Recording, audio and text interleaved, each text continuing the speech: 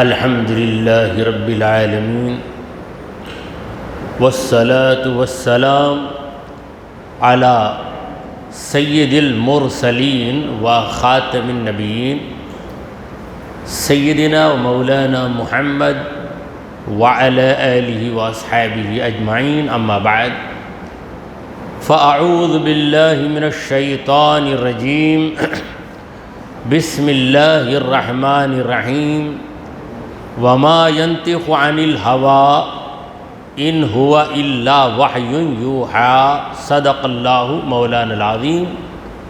حاضرین مجلس، السلام علیکم ورحمۃ اللہ وبرکاتہ۔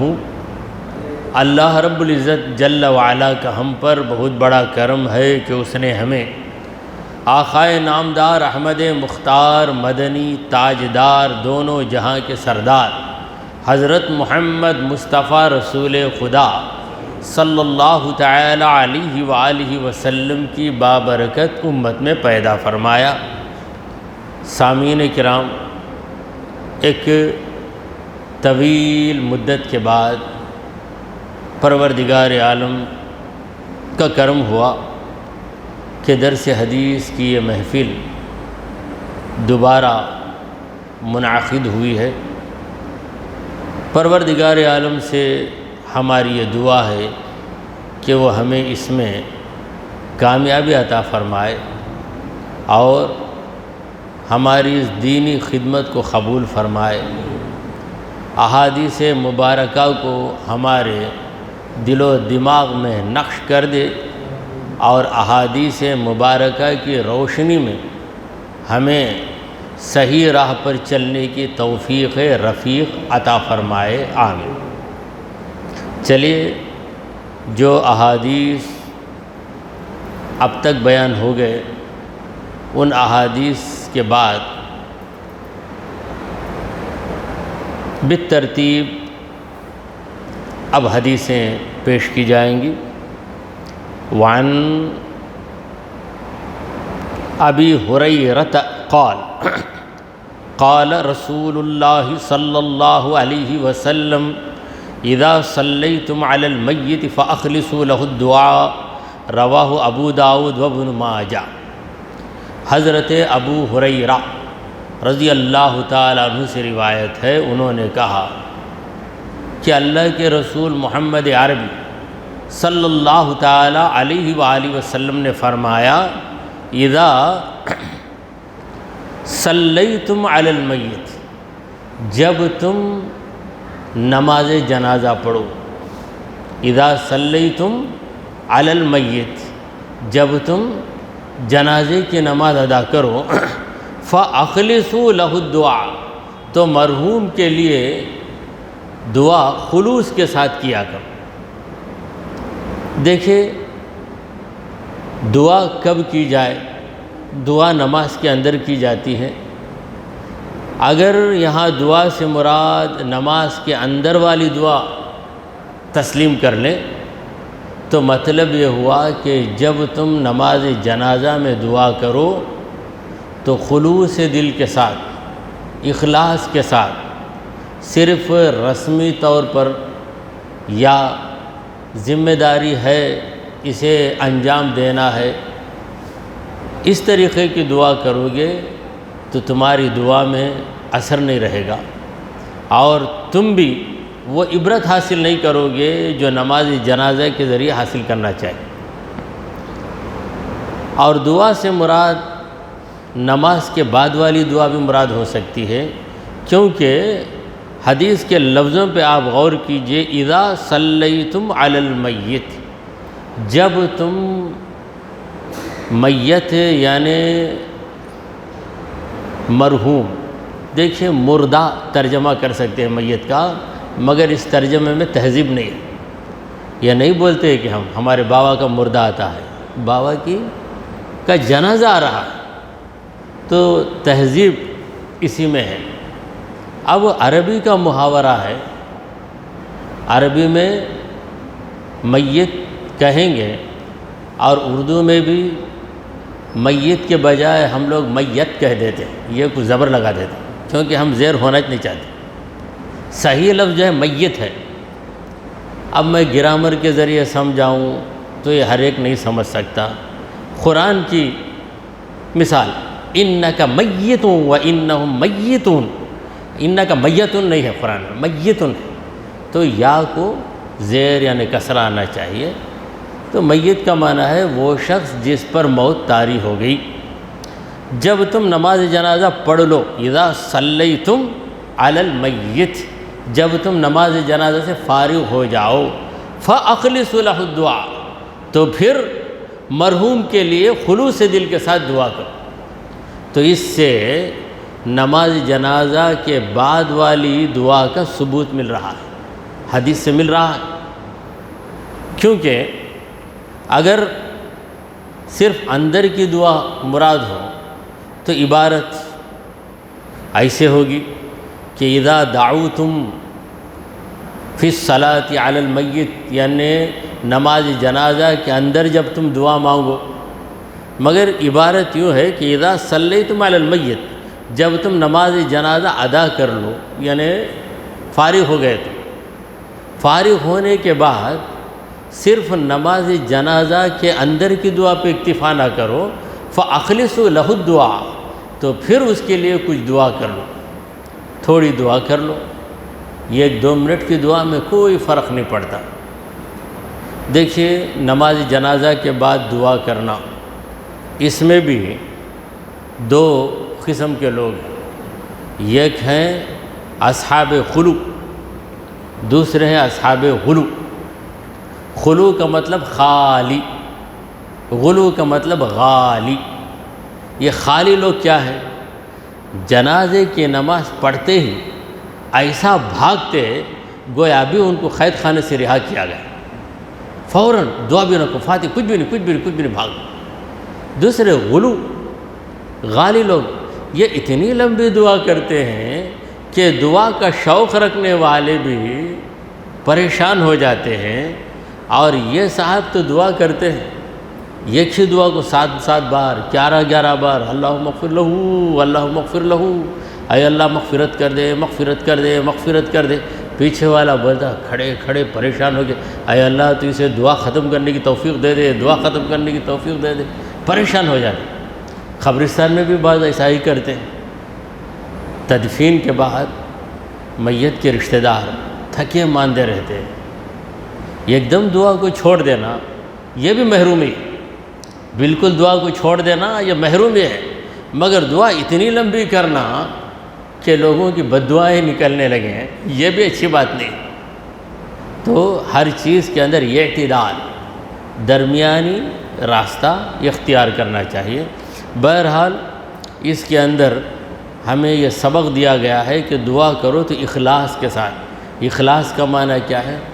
اخلاص کا معنی ہے پیورٹی، یعنی تمہارا دل صاف رہے۔ زبان سے کہو کہ اے اللہ اس کی مغفرت کر دے، مگر دل میں یہ سوچو کہ یہ جا کر خبر میں سڑنا مرنا، اسے کیڑے کاٹنا، ایسا دل میں سوچ لیں گے تو تمہاری دعا میں اخلاص کہاں رہا؟ اخلاص بالکل نہیں رہا۔ اخلاص والی دعا کا مطلب یہ ہے کہ جو دعا تم زبان سے کہہ رہے ہو، جو دعا تم زبان سے کہہ رہے ہو، دل کے اندر بھی وہی تمنا رہے تمہاری، وہی آرزو رہے تمہاری۔ اس حدیث کو امام ابو داؤد نے روایت کیا، امام ابن ماجہ نے۔ ابو داؤد ان کی کتاب ہے سنن ابو داؤد، اور ابن ماجہ کی کتاب ہے سنن ابن ماجہ، یعنی کتاب کا نام سنن۔ 4 کتابیں مشہور ہیں سنن: سنن ترمذی، سنن نسائی، سنن ابو داؤد اور سنن ابن ماجہ۔ یہ سنن کیا ہے؟ لفظ سنن۔ دیکھیے درس حدیث کی محفل ہے، علم کی محفل ہے، یہاں کچھ سیکھ کر جانا ہے۔ یہ سنن کا مطلب کیا ہے؟ سنت، جو ہم کہتے ہیں سنتن، عربی میں سنتن، اور وقف کر دیں گے تو سننا، اور اردو کے انداز میں سنت۔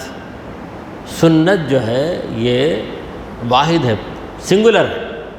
بہت سی سنتوں کو کہتے ہیں سنن۔ سنتن کی جمع ہے سنن، یعنی پلورل فارم ہے اس کا۔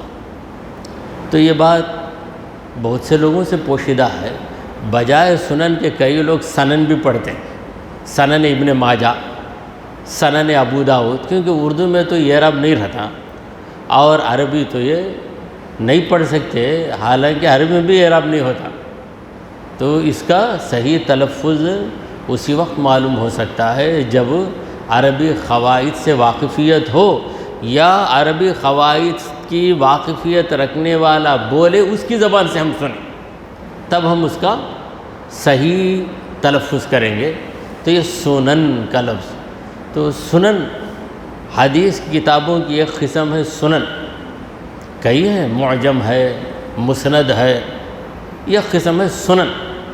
سنن کا مطلب حدیث کی وہ کتاب جس میں احادیث احکام کی ترتیب سے ہوں، پہلے وضو کی حدیثیں، پھر نماز کی، اس کے بعد زکوٰۃ کی حدیثیں، پھر صوم روزے کی حدیثیں، اس کے بعد نکاح کی حدیثیں، یعنی احکام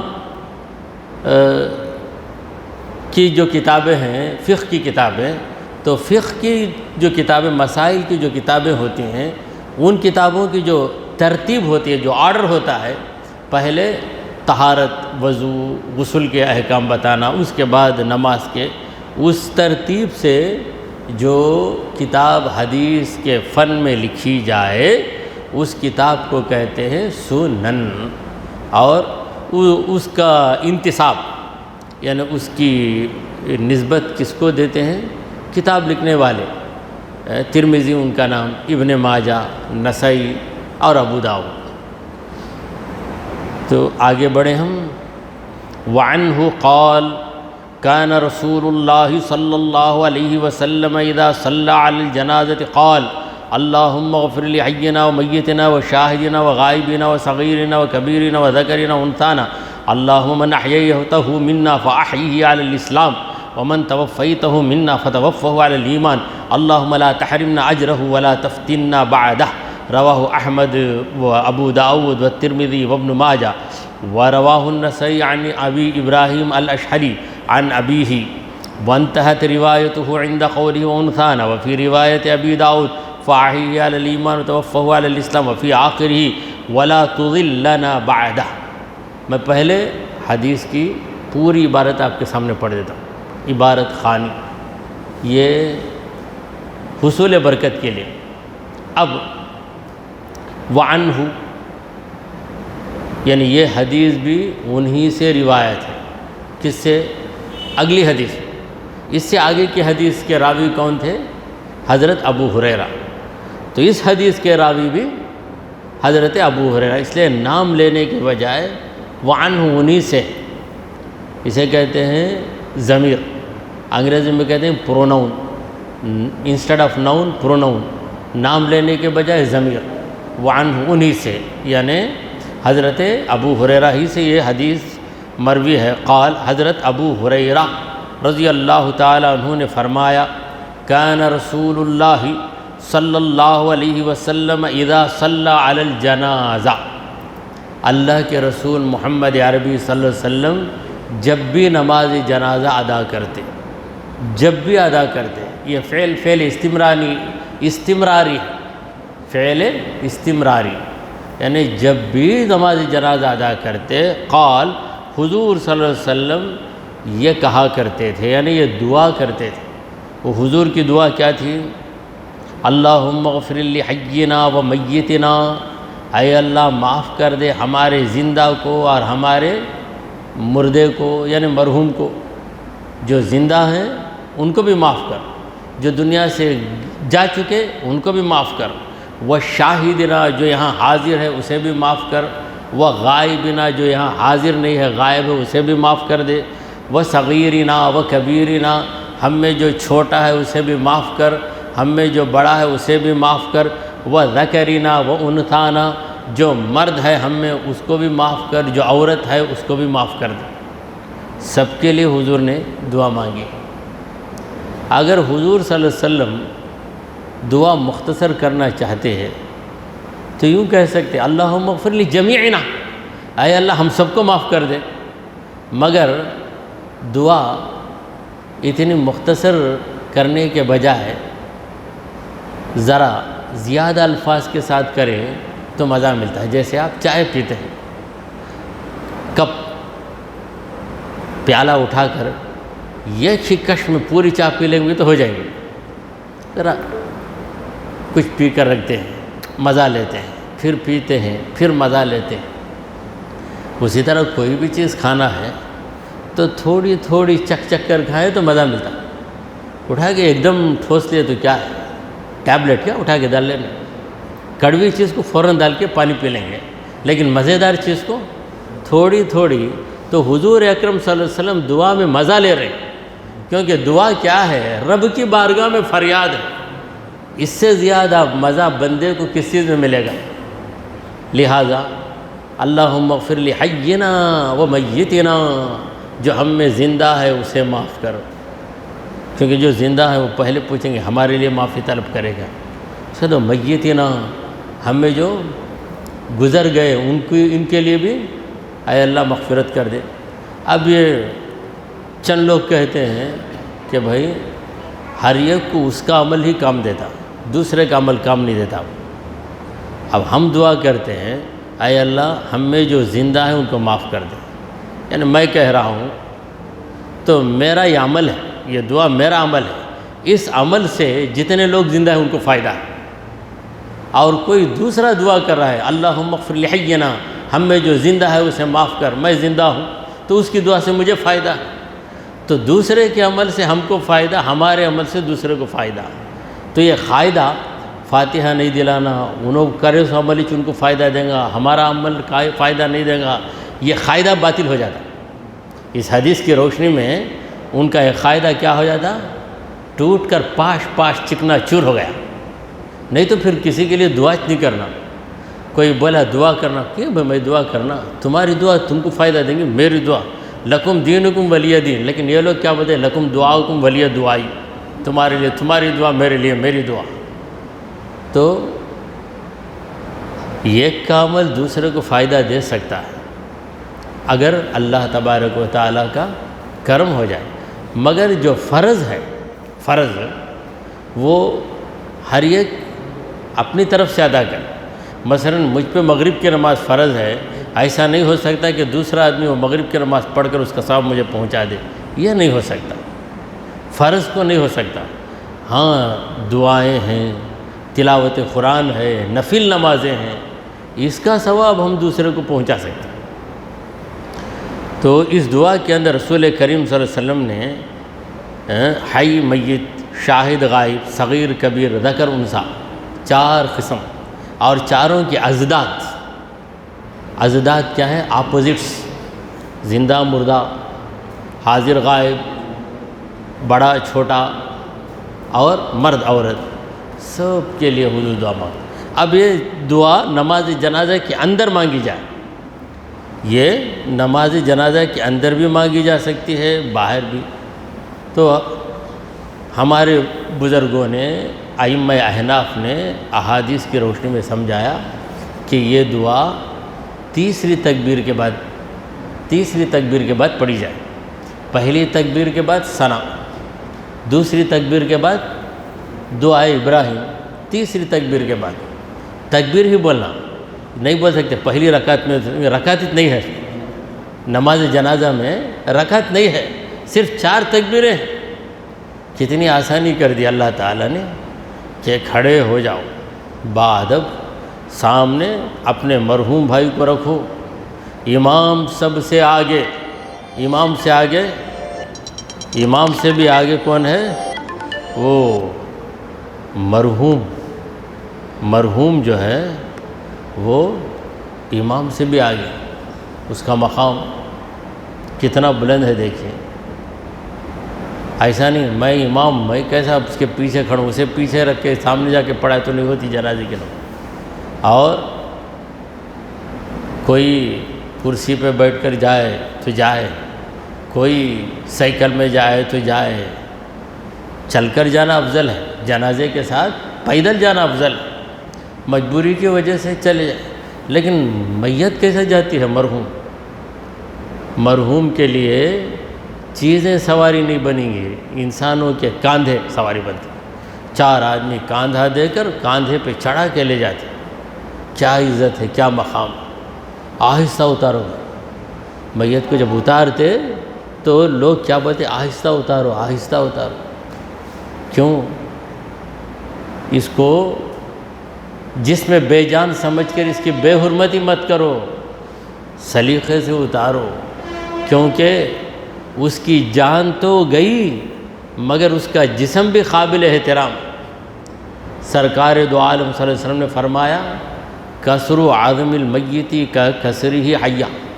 کسی مرے ہوئے شخص کی ہڈی کو توڑنا بالکل ویسا ہی ہے جس طرح زندگی میں اس کی ہڈی کو توڑنا جرم ہے. زندگی میں نہیں توڑ سکتے، مرنے کے بعد بھی نہیں توڑ سکتے. تو مردہ ہو گیا کیسا کرے تو کیا؟ یہ نہیں کرنا ہے، سلیقے کے ساتھ کرنا ہے. تو یہ دعا، اور یہ اتنی ہی دعا نہیں، یہ دعا ابھی جاری ہے. اللہم من احییتہ منا فاحیہ علی الاسلام. اے اللہ ہم میں سے تو جسے بھی زندہ رکھتا ہے اسلام پر زندہ رکھ، اسلامی طریقے پہ زندہ رکھ.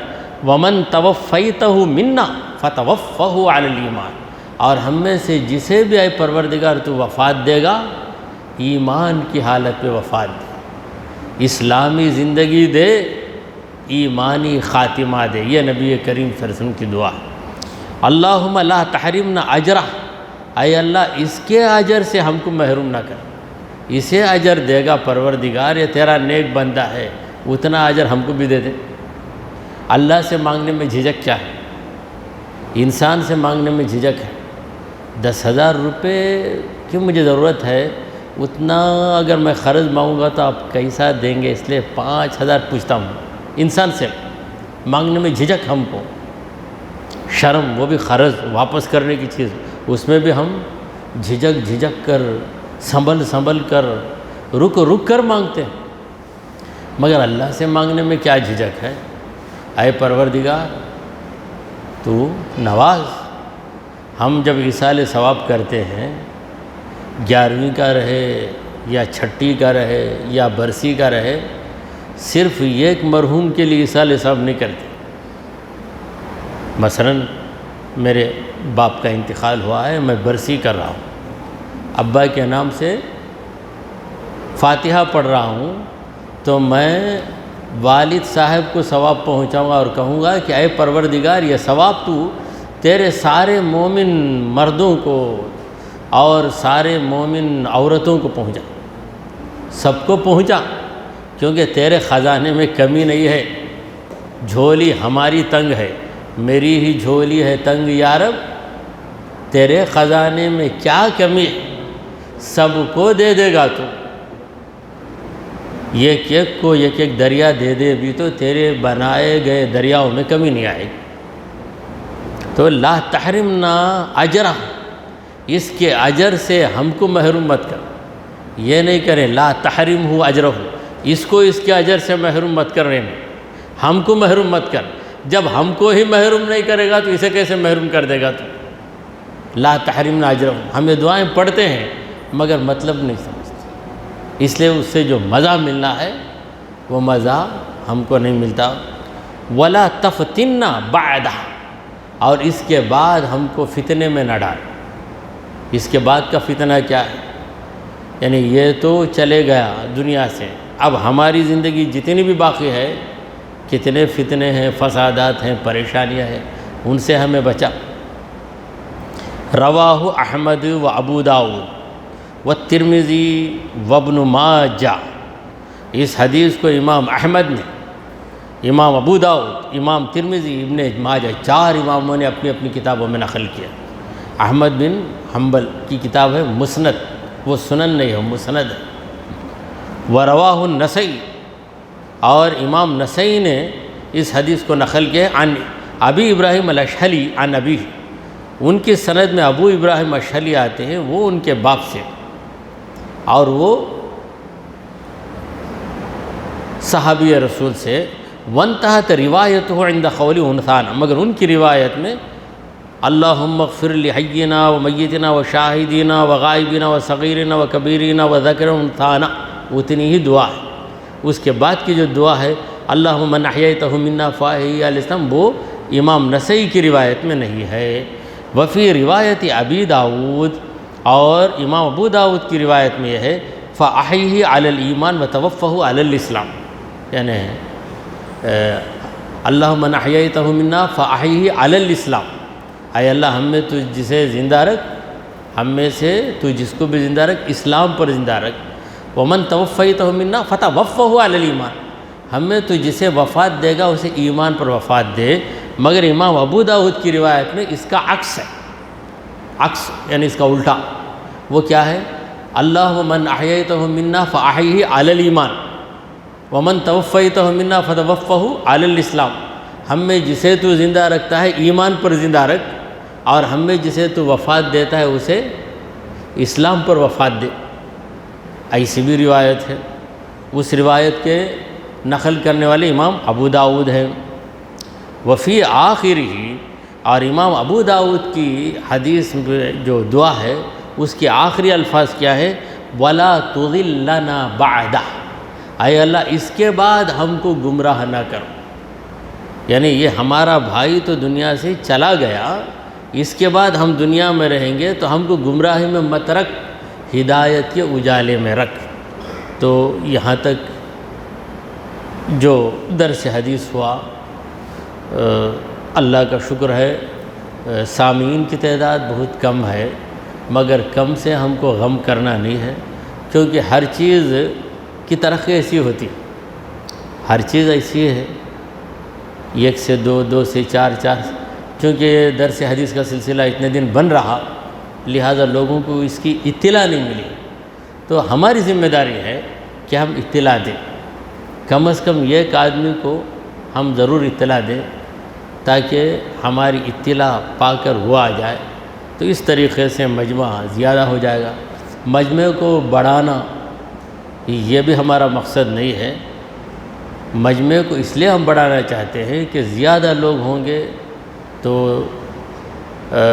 حدیث رسول کا پیغام زیادہ مسلمانوں تک پہنچے گا، یہی ہمارا مقصد ہے۔ دعا کیجئے کہ اے پروردگار ہم نے جو کچھ کہا اور سنا اسے قبول فرما لے، اے اللہ ہمارے گناہوں کو معاف فرما، ہماری خطاؤں کو درگزر کر دے، اے رب کریم ہم پر تیری رحمتیں نازل فرما، اے اللہ ہمیں سیدھے راستے پر چلا، تیرے انبیاء اور تیرے اولیاء کے راستے پر چلا، اے رب ذوالجلال ہمارا خاتمہ ایمان کی حالت پہ فرما۔